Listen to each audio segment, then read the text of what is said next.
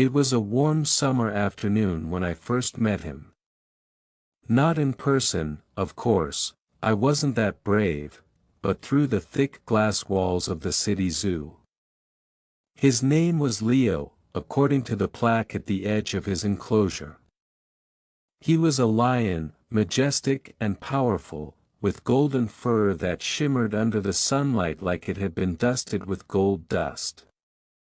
His mane was thick and wild, framing his face in a way that made him look almost regal, as if he were born to rule.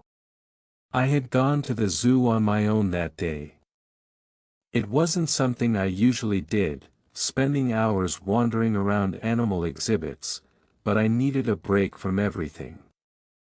Life had felt heavy lately, work deadlines piling up, arguments with friends, and an overwhelming sense of being stuck. I thought maybe watching animals would remind me of simpler times, when all I cared about was drawing pictures of tigers and elephants in my notebook during school. When I reached the lion's habitat, I stopped dead in my tracks. There he was, lying lazily on a rock in the middle of his space, basking in the sun. For a moment, I just stared at him, mesmerized by how effortlessly commanding he looked. Even though he was behind glass, there was something about him that demanded respect. I could feel it in the air, or maybe it was just my imagination running wild. As I stood there, Leo opened his eyes slowly, revealing two piercing amber orbs that seemed to see right through me. My heart skipped a beat. Was he looking at me? Or was he just scanning his surroundings out of habit? Either way, I couldn't shake the feeling that we were connected somehow, even if only for a fleeting second. Most people walked past his exhibit without giving him more than a glance. They snapped quick photos, giggled at his sleepy demeanor, and moved on to see the monkeys or pandas. But I stayed. Something about him intrigued me. Maybe it was the way he carried himself, calm yet fierce, or maybe it was the sadness I thought I saw in his gaze. Whatever it was, I couldn't leave. I visited the zoo again the next week, and the week after that. Each time, I found myself drawn back to Leo's enclosure. Sometimes he was pacing along the edges of his space, restless and agitated. Other times, he lay sprawled out in the shade, unmoving except for the occasional flick of his tail. No matter what he was doing, I always felt a strange comfort in watching him. It was like he reminded me of who I wanted to be, strong, confident, unshakable. One rainy afternoon, I arrived at the zoo to find Leo unusually active. The storm had driven most visitors away, leaving the place eerily quiet. As I approached his exhibit, I noticed him standing near the glass, staring outside. His ears twitched at every sound, the patter of raindrops, the distant rumble of thunder, and his muscles tensed as if ready to spring into action.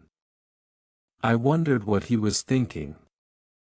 Did he miss the open savannas where lions belonged? Could he hear echoes of freedom calling to him? I decided then and there that I would try to learn more about him. I started reading books about lions, watching documentaries, and even volunteering at the zoo whenever they needed extra hands. The staff told me bits and pieces about Leo's history.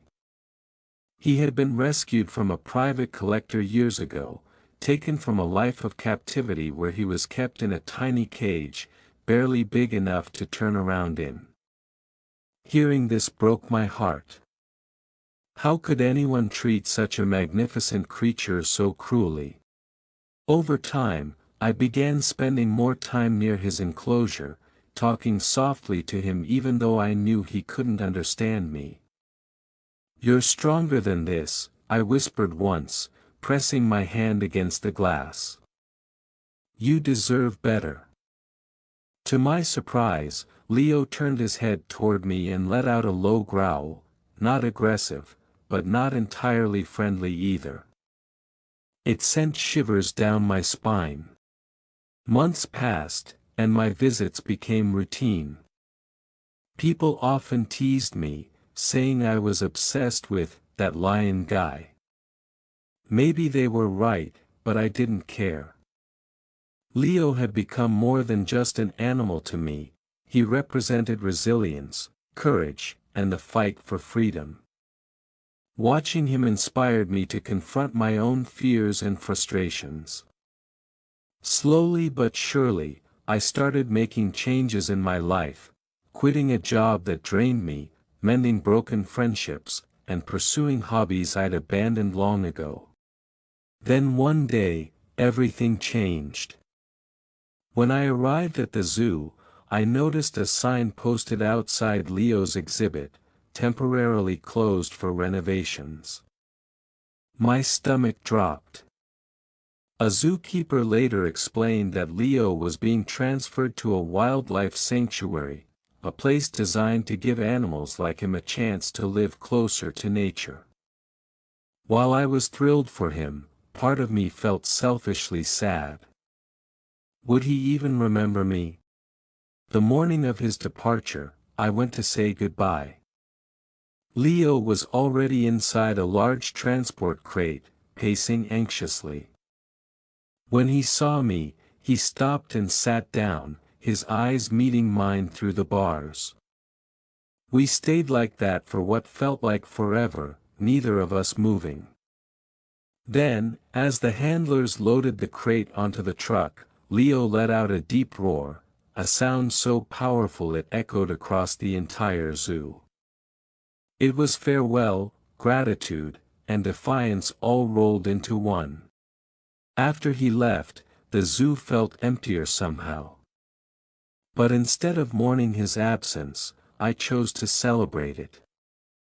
Leo had taught me so much about strength, patience, and finding beauty in adversity. Because of him, I learned to embrace challenges rather than shy away from them. And while I missed seeing his golden coat glimmer in the sunlight, I knew he was finally free, or as close to free as he could be. Years later, I received a letter from the sanctuary where Leo now lived. Attached was a photo of him lounging in a vast grassland, surrounded by trees and other animals. He looked happier than I'd ever seen him, his mane fuller and his expression peaceful. At the bottom of the page, someone had written, "Thank you for caring." Tears welled up in my eyes as I held the photo close to my chest. Leo may have been miles away, but his spirit remained with me, reminding me that sometimes, the smallest acts of kindness can make the biggest difference.